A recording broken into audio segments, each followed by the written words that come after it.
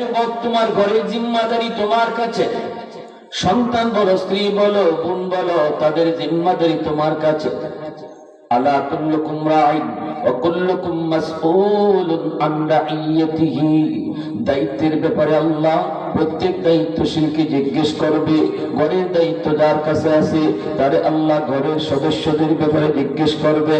বোনরে তুমি কেমনে চালাইছো, পর্দার ভিতরে রাখছো নি, বোনটারে দিন শিখাইছো নি, স্ত্রীকে পর্দার ভিতরে রাখছো নি, স্ত্রীকে নামাজের নির্দেশ তুমি দিছো নি, তুমি ঘরের ভিতরে তালিমের ব্যবস্থা করছো নি, তুমি তো প্রতিদিন তুমি তোমার দুনিয়ার ডিউটি ঠিক মতো পালন করতা। দিনে একটা বার আল্লাহ রসুলের নাম তোমার ঘরে উচ্চারণ হয়েছে নি, তালিমের একটা ব্যবস্থা তুমি করছো নি। এইরকম ভাবে আল্লাহ পাক সদস্যদের ব্যাপারে প্রত্যেক সদস্য দায়িত্ববান মানুষকে আল্লাহ জিজ্ঞেস করবে। যার দায়িত্ব যত বড় তার হিসাব হবে তত বড়। দায়িত্ব যার যত ছোট তার হিসাবও ছোট। কিন্তু মনে রাখতে হবে, নবী কয় সবাই দায়িত্বশীল, এমনকি নিজের দেহটার ব্যাপারেও আমি দায়িত্বশীল। আমার কাছে 5 জনের দায়িত্ব যদি নাও থাকে, 5 জনের জিম্মাদারি যদি নাও থাকে, তবু আমার দেহের জিম্মাদারিটা আমার কাছে আসেনি না নাই?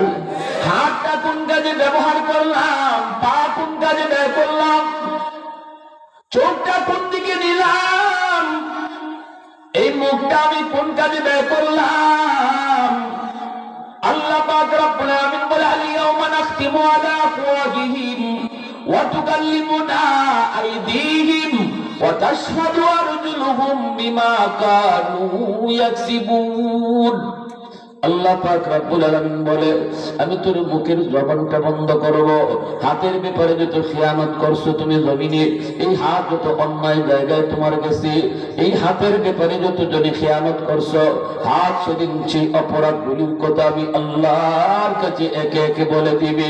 কারণ আল্লাহ যখন কইব তুই তো গুনাহ করছ, কইব আল্লাহ আমি গুনাহ করছি না, সাক্ষী তোমার কি? আল্লাহ কইব আমার ফেরেশতা কিরামান কাতিবিন।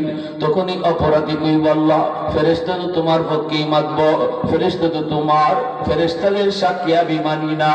আল্লাহ বলবে ঠিক আছে, আমার জিনিসের সাক্ষী বাদ, এইবার তোর জিনিসে তোর বিপক্ষে সাক্ষী দিব। হাতটা তুই ফালছিলে হারাম খায়া, পাউটা তুই সাজাইছিলে হারাম খায়া, দেহটা মোটা করছিলে হারাম খাইয়া, আজকে তোর দেহ তোর বিপক্ষে সাক্ষী দিবে। আল্লাহু আকবার জোরে বলে। রব্বুল আলামিন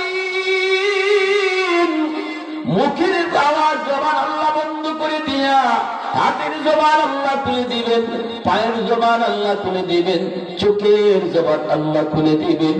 একে একে অঙ্গগুলি আল্লাহর সামনে বলতে শুরু করবে, আল্লাহ আমি হাত দিয়ে সে অমুক খেয়ানত করছে, অমুক অন্যায় জায়গায় হাত দিছে, অমুক নারীর গায়ে হাত দিছে। আল্লাহ এই হাতটা সেদিন আল্লাহর কাছে এইরকম ভাবে জবানবন্দি দিবে, যেই পাটা দিয়ে তুমি গানের অনুষ্ঠানে গিয়েছিলা যুবক, পিছন থেকে মালিক তোমার বারবার ডাকতেছিল, বান্দা যাইস না। ইয়া আইয়ুহাল ইনসান মা গররাকা বিরাব্বিকাল কারীম। এ বান্দা, কোন জিনিসে করে আমি আল্লাহ থেকে ভুলা দিল? কই যাস, কই যাস? আমি আল্লাহ না তোরে আদর করে বানাইছি। আসমান আল্লাহ বানাইছেন কুন ফায়াকুন বইলা, জমিন আল্লাহ বানাইছেন কুন ফায়াকুন বইলা, ফেরেশতাও আল্লাহ বানাইছেন কুন ফায়াকুন বইলা। কিন্তু আমারে আপনারে আল্লাহ পাক কুন ফায়াকুন বইলা বানায় না। আমারে আপনারে যখন আল্লাহ বানাইছে, আল্লাহ বলে খলাকতু বিয়াদাইয়া, আমি আল্লাহ আমার নিজের হাত দিয়ে তোরে বানাইছি। কারণ এই চেহারার মধ্যে তো দামি কপাল, এই কপাল দিয়ে বান্দা তুই আমার কদমে সেজদা দিবে। কিন্তু আমি আল্লাহ যখন দেখলাম ওই কপালটা নিয়ে তুই মাজারের দিকে যাইতেছ সেজদা দেওয়ার জন্য, আমি তোর পিছন থেকে বারবার ডাকছি, বান্দা যাইস না। আমি আল্লাহ তোর পা দিলাম মসজিদে যাওয়ার জন্য, কিন্তু আমি আল্লাহ যখন দেখি পা দিয়ে তুই গানের অনুষ্ঠানে যাত্রার দিকে যাস, আমি তোরে পিছন থেকে আমি আল্লাহ তোরে ডাকছি, ইয়া আইয়ুহাল ইনসান, ইয়া আইয়ুহাল ইনসান মা গাররাকা বিরাব্বিকাল কারীম, মা গাররাকা বিরাব্বিকাল কারীম। রব্বে করিম সেই দয়ালু মালিক থেকে কে তোরে বলায় ওই দিকে নিতেছে রে বান্দা? কে তোরে বলায় দিল? আমি না তোরে জন্ম থেকেই মায়ের পেট থেকে খাওয়ায় খাওয়ায় বড় করছি। মার পেটে ছিলি, সেখানেও তোরে কেউ খাওয়ান দেয় নাই, আমি দিয়েছি। খাবার ব্যবস্থা আমি আল্লাহ করছি। এরপরে দুনিয়াতে আসবি, নাভিটা যখন কেটে দেওয়া হলো, তুই ওয়া ওয়া করে কান্না শুরু করলি। এই চিন্তা করে আমার খানার লাইটটাকে বন্ধ করলো। আমি আল্লাহ তোরে সান্ত্বনা দিয়ে কইলাম, বান্দা কান্দিস না, পেটে থাকতে তোর খানা আছে এক লাইনে, এখন দুনিয়ায় যাওয়া মাত্রই তোর খানা আসবে দুই লাইনে। তোর মায়ের এক স্তন এক তোর একখানা, আর একটা স্তন দুই দিক দিয়ে আমি আল্লাহ তোর খানার ব্যবস্থা তুই দুনিয়ায় যাওয়ার আগেই রেডি করে রাখছি। আমি আল্লাহ জানি তুই বেশি গরমও পারবি না, বেশি ঠান্ডাও পারবি না, গরমও পারবি না, ঠান্ডাও সহ্য করতে পারবি না। এজন্য স্তনের দুধটা আমি আল্লাহ না গরম না ঠান্ডা বানায় রাখছি। এত মায়া কইরে কইরে তোরে আমি বড় করছি।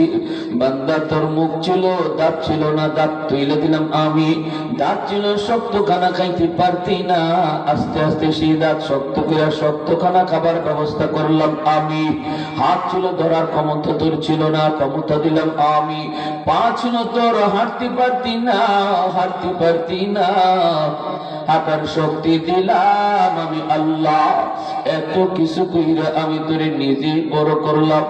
এই জিনিসের জন্য আজকে তুই আমারে সেজদা না দিয়া বাবার দরবারে মাজারে গিয়ে সেজদা দিলি। এই পা শক্তি দিলাম আমি হাঁটার জন্য।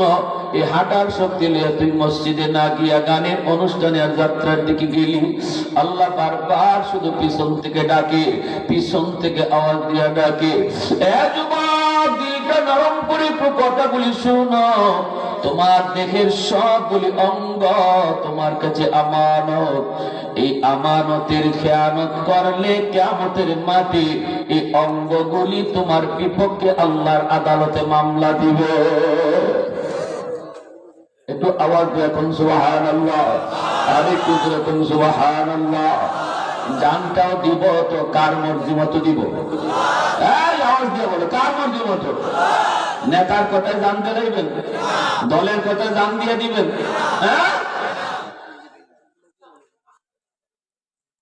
কোথায় গরম হব কোথায় নরম হব সিদ্ধান্ত আল্লাহ। আশিদ্দাউ আলাল কুফফার রুহামাউ বাইনাহুম। আল্লাহ বলে বেদিন বেঈমান কাফির কুফফারের সামনে তুমি হবা গরম, আর মুসলমানে হবা নরম। জান দেওয়ার সময় আসবে তোমার কাফিরের সামনে, মুসলমানের সাথে না।